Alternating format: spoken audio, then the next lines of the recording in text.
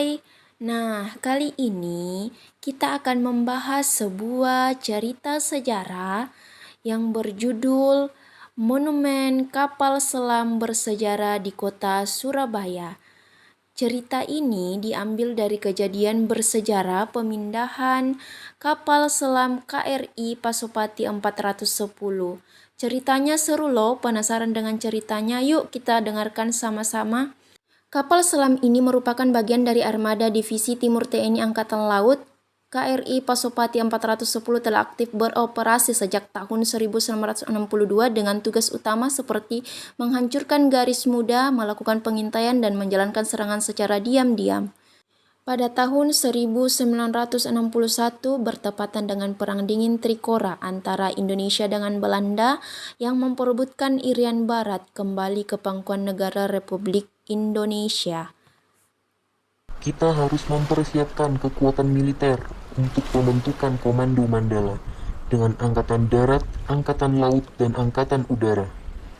Siap, kami akan mempersiapkan Komando Mandala untuk melawan Belanda. Untuk Angkatan Darat, kalian bertugas untuk mengadakan operasi di daratan Irian Barat. Angkatan Laut bertugas untuk menghancurkan kekuatan musuh di laut. Dan untuk Angkatan Udara menggunakan pesawat untuk melakukan strategi bombing. 3 mantraguna Indonesia memperkuat Indonesia melakukan tugasnya, masing-masing untuk mendapatkan hasil yang diharapkan, yaitu Irian Barat kembali ke negara Indonesia.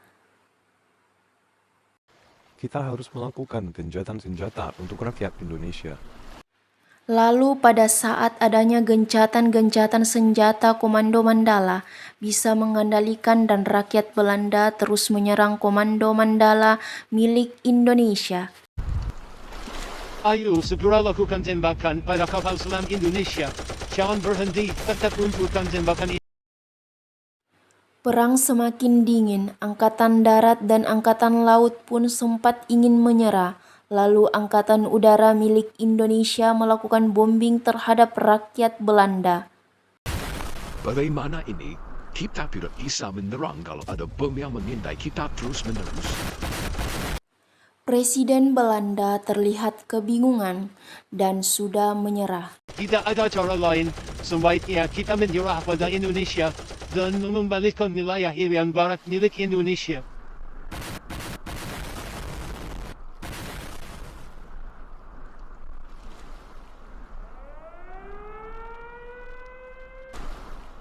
Akhirnya pada tanggal 25 Agustus 1962 Belanda berhasil berunding dan disepakati perhentian tembak-menembak antara kedua belah pihak. Pada akhirnya melalui jalan di meja perundingan Irian Barat masuk ke dalam negara Kesatuan Republik Indonesia pada tanggal 26 Januari 1990. Kapal ini dinonaktifkan oleh TNI Angkatan Laut dan diubah menjadi monumen kapal selam.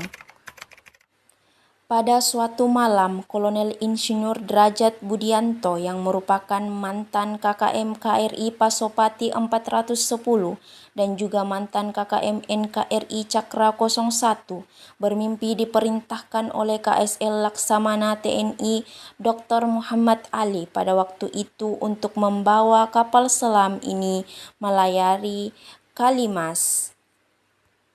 Pak Ali, aku tadi malam bermimpi diperintahkan olehmu untuk membawa kapal selam ini melayari Kalimas, dan aku ditugaskan untuk memajang kapal selam ini di samping Surabaya Plaza. Itu yang saya pikirkan, bahwa saya akan memindahkan kapal selam itu ke daratan. Lalu kapal selam ini digunakan untuk apa? Digunakan menjadi destinasi wisata sejarah supaya masyarakat mengenang perjuangan KRI Pasopati 410. Pak Derajat dan Pak Ali kebingungan memikirkan bagaimana cara memindahkan kapal selam itu, karena sangat tidak mungkin kapal sebesar itu dipindahkan ke daratan. Pak Derajat dan Pak Ali berdiskusi kembali tentang hal itu dan masih kebingungan bagaimana caranya memindahkan kapal sebesar itu. Pada kemudian hari, Pak Ali memiliki ide bagaimana caranya memindahkan kapal selam ke daratan. Pak Derajat kebingungan atas ide diberikan oleh Pak Ali. Jadi begini, nanti kapal selamnya kita belah menjadi 16 bagian, lalu kita pindahkan ke daratan terus kita rakit ulang. Dan pada kemudian hari, Pak Derajat dan Pak Ali meminta bantuan kepada anggota militer untuk membantu membelah kapal selam dan memindahkan ke daratan. Akhirnya selesai juga pemindahan kapal selam ini dan akan diresmikan menjadi destinasi wisata bersejarah di kota Surabaya. 3 tahun kemudian, monumen ini diresmikan oleh Kepala Staf TNI Angkatan Laut, Laksamana TNI Arief Kusharyadi pada tanggal 27 Juni 1998 dan dibuka untuk publik pada tanggal 15 Juli 1998.